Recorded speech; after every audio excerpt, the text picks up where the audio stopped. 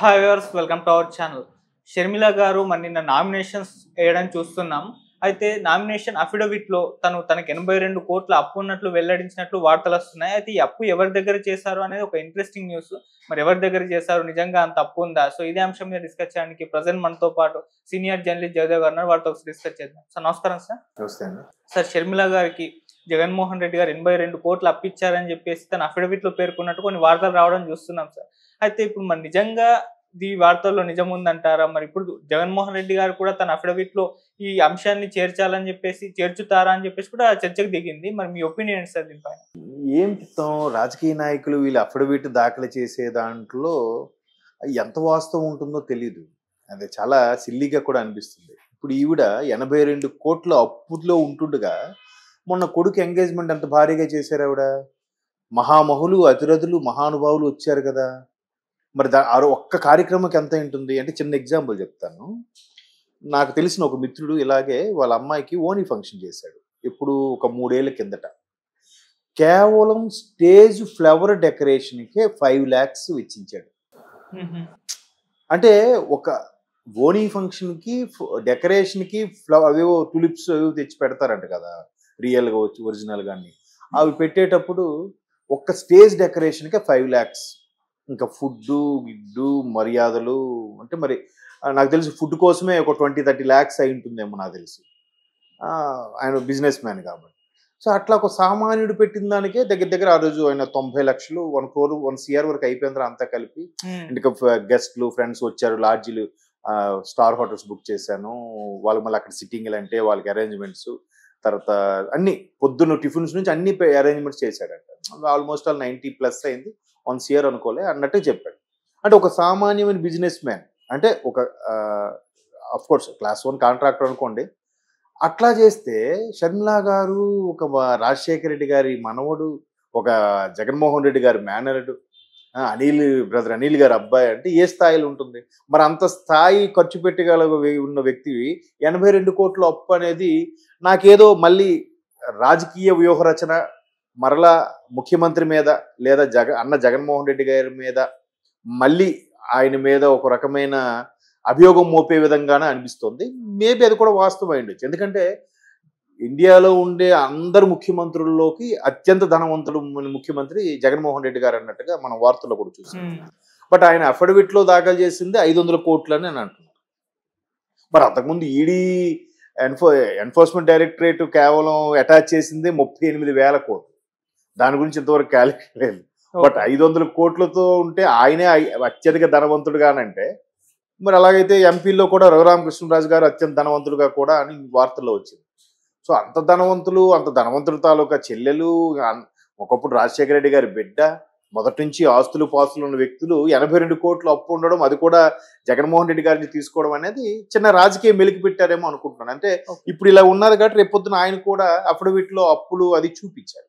Maybe ఈవిడ first time సార్వత్రిక ఎన్నికల ప్రత్యక్ష ఎన్నికల్లో పాల్గొంటున్నారు కాబట్టి ఇంతవరకు ఈవిడ ఎప్పుడు అఫిడవిట్ దాఖలు చేయలేదు. దాంట్లో కూడా లెక్క జమ కలపడాలంతా తీసివేతలంతా మనకు తెలియలేదు. సో ఇప్పుడు స్వచ్ఛందంగా సమర్పించారు కాబట్టి చెప్పాలి.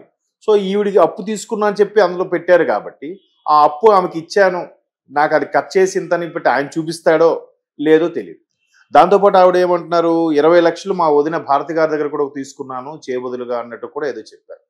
చెప్తూనే ఇక్కడ ఇంకా హాస్యాస్పదం అనుకోవాలా లేదంటే ఆశ్చర్యకరం అనుకోవాలా తెలియదు కానీ, నా సంవత్సర ఆదాయం సుమారుగా 90 లక్షలు ఎంతో ఉంది. బ్రదర్ అనిల్ గారి సంవత్సర ఆదాయం 3 లక్షలు ఎంతో చెప్పినట్టుగా ఉన్నారు. 3 లక్షలు అంటే నెలకి 25,000 పడుతుంది. ఆయన బాగా ఫెమిలియరు, బ్రదర్ అనిల్ పేరు తెలియని వాళ్ళు ఉండరు. పైగా ఆయన పేరు మోసిన పాస్టరు. 3 లక్షలు అనేది కొంచెం ఆశ్చర్యంగా అనిపిస్తుంది. అందుకే ఇంతకుముందు ఎవరో మిత్రుడు అన్నట్టు కూడా ఇవాళ సామాన్యంగా సోషల్ మీడియాలో వీడియోస్ చేసుకుంటూ ఇన్స్టాలోనో, యూట్యూబ్లోనో, లేదంటే ఇంకా ఫేస్బుక్లోనో వాటిలో అప్లోడ్ చేసుకొని వ్యూస్ ద్వారా సంపాదించిన వాళ్ళే నెలకే ₹1,00,000 అలా సంపాదించిన రోజున తక్కువలో, వర్స్ట్ కేసులో. సో మరి ఆయన సంవత్సర ఆదాయం 3 లక్షలు అనేది కొంచెం ఆశ్చర్యంగాను కొంచెం హాస్యాస్పదంగా కూడా అనిపించింది నాకైతే. బట్ ఇంకా ఆవిడకున్న ఆస్తులు బట్ట చూస్తే సుమారుగా 150 కోట్లు ఎంతో ఉన్నట్టు అన్నారు. బట్ అందులోనే ఎక్కువ స్థిరాస్తులు ఉన్నాయి అన్నట్టు కూడా చెప్పారు. మేబీ స్థిరాస్తులు ఇప్పుడు మనకు లోటస్ పాండ్ దగ్గర కూడా చూసుకుంటే జగన్మోహన్ రెడ్డి గారి లోటస్ పాండ్ ఇల్లు పక్కనే బ్రదర్ అనిల్ గారి చర్చ్ ఇల్లు కూడా ఉంటాయి. ఇప్పుడు ఆ స్థలం విలువే స్థిరాస్తి విలువే కొన్ని కోట్లు విలువ చేస్తుంది. సో అట్లా స్థిరాస్తి విలువ ఎక్కువ ఉంది. మామూలుగా ఆ చరాస్తులు మళ్ళీ చూసుకుంటే ఒక 10 కోట్ల లాగా ఉంటాయి. కారు వాళ్ళు వాడే మిగతా ట్రాన్స్పోర్ట్ అవి ఇవి కలిపి. సో మొత్తం మీద ఈ షర్మిల గారు చాలా తెలివిగా చాలా చాకచక్యంగా ఎన్నికల్లో ప్రతిదీ కూడా ఒక వ్యూహంగానే వెళ్తున్నారన్నట్టుగా అనిపిస్తుంది. ఎందుకంటే కొంగు పట్టుకొని ఓట్లు అభ్యర్థించడం, తర్వాత ప్రతిదీ కూడా ఒక క్లారిటీగా జనాల్లోకి వెళ్ళి పేపర్ లేకుండా మాట్లాడడం. అక్కడ ఈ సర్వసాధారణంగా ఇప్పుడు ఎలా జరుగుతుందంటే ఒకరి సభలో ఇంకొక సభకు సంబంధించిన కార్యకర్తలు వచ్చి నినాదాలు చేయడం, అక్కడ అడ్డుకోవడం గట్రా జరిగినప్పుడు కూడా ఈవిడ భయపడట్లేదు. బాబు పర్లేదు, ఆవిడకి అతనికి మైక్ ఇవ్వండి, ఏం మాట్లాడతాడో చూడండి అంటే వెంటనే ఆ వ్యక్తి మా అన్న ఇట్లా పథకాలు ఇన్ని చేశాడు ఇల్లు చేశారంటే మరి పేరు నిలబెట్టుకున్నారా చేశారా, ఈవిడ మళ్ళీ క్వశ్చన్స్ చేయడం, అది రాజకీయ చతురత్వం వెళ్తున్నారు.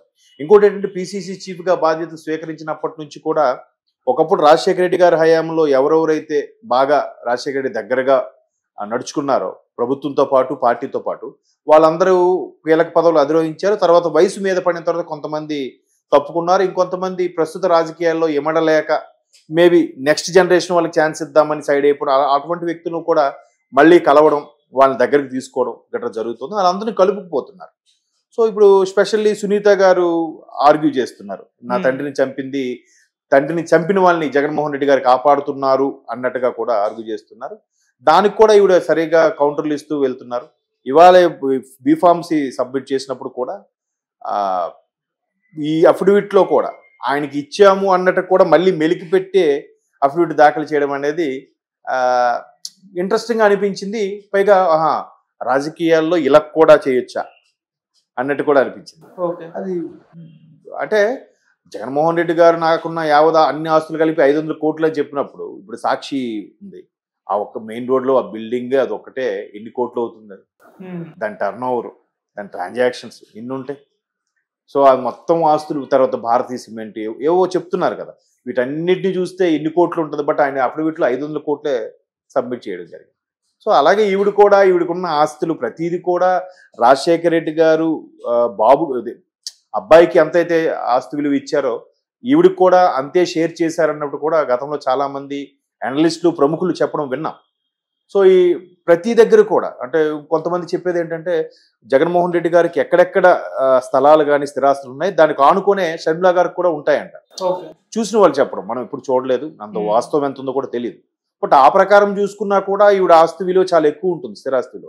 బట్ ఆవిడ స్థిరాస్తి విలువ కొన్ని కోట్లలోనే చెప్తూ పైగా తిరిగి 82 కోట్లు ఆయన నుంచి అప్పు తీసుకున్నాను, చేయబదులుగా తీసుకున్నానని చెప్పడం అనేది కూడా చాలా ఆశ్చర్యంగా అనిపిస్తుంది. ఇప్పుడు దీన్ని బేస్ చేసుకొని జగన్మోహన్ రెడ్డి గారు ఎటువంటి అఫిడవిట్ దాఖలు చేస్తారనేది చాలా ఇంట్రెస్టింగ్ అంశం. పైగా ముందు సాధారణ ఎమ్మెల్యేగా ఆయన అఫిడవిట్ దాఖలు చేయడం వేరు, ముఖ్యమంత్రి హోదాలో చేస్తారు కాబట్టి ఇంకా కొంచెం ఇంట్రెస్ట్ కలిగిస్తుంది. చూద్దాం ఆయన ఏ విధంగా సబ్మిట్ చేస్తారు.